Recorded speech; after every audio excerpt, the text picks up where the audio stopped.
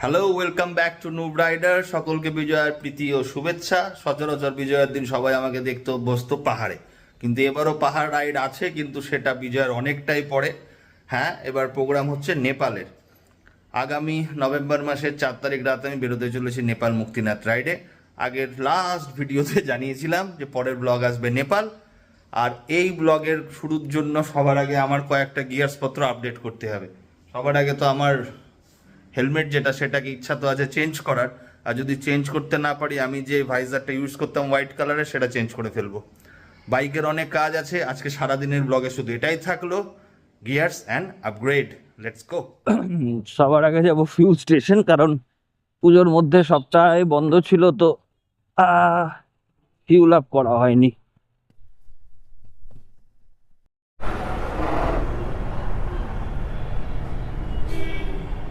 এসছি আমার সেই দোকানে যেখানে আমি গাড়ির কাজ করাই।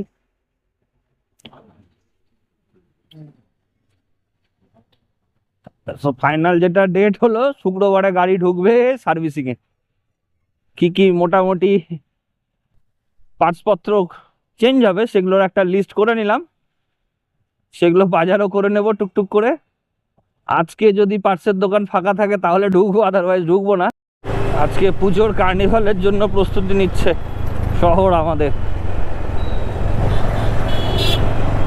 রথবাড়ি থেকে 420 পর্যন্ত সিঙ্গেল লেন আজকের দিনে, কারণ ওই লেনটাতে আজকে কার্নিভাল হবে।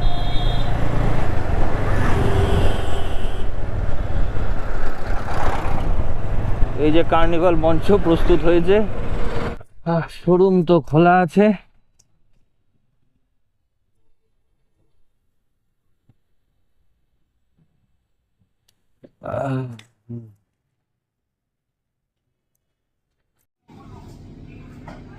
কৌশিকদার দোকানে এলাম, ওই যে আমার সেই পছন্দের মডেলটা এখনো উপরে ঝুলছে।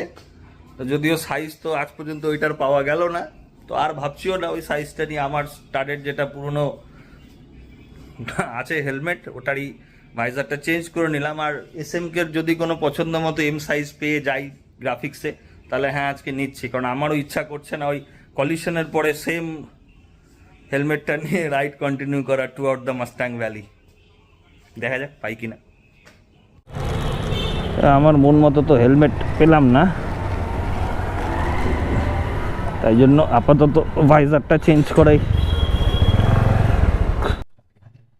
তো মন মতো তো যা দেখলা পাওয়া গেল না হেলমেটটা, বাট ইটস ওকে। আমাকে আমার নেপাল রাইডটা স্টাডের থান্ডারের D3 মডেল পরেই করতে হবে। ভাইজারটা চেঞ্জ করে নিলাম, নতুন একটা ভাইজার লাগিয়ে নেবো যাওয়ার আগের দিন জাস্ট। এখন যাব বাল্বের দোকানে।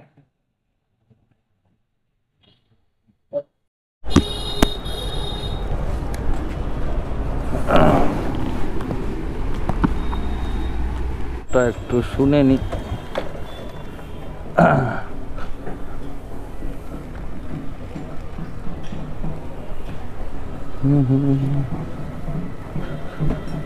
হেডলাইটের বাল্ব যেটা ভালো পাচ্ছি সেটা বলছে ডাইরেক্ট কানেকশন করতে হবে।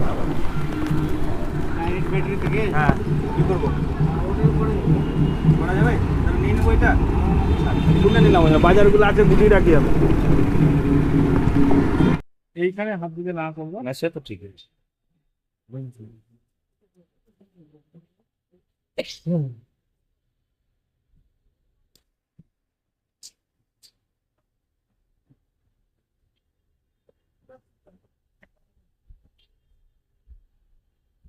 এটা লোটা না,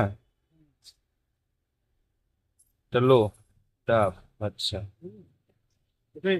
এবার ধরো এখানে দেখো, আর তার আলোটা আরো বেশি এটা করে ধরো, তাহলে দেখো চোখে লাগবে একদম হেভি আসবে, হেভি দিনের মতো। এটা আপারটা ডিপারটা একবার। এটা কত দাম আছে দেখো? 900।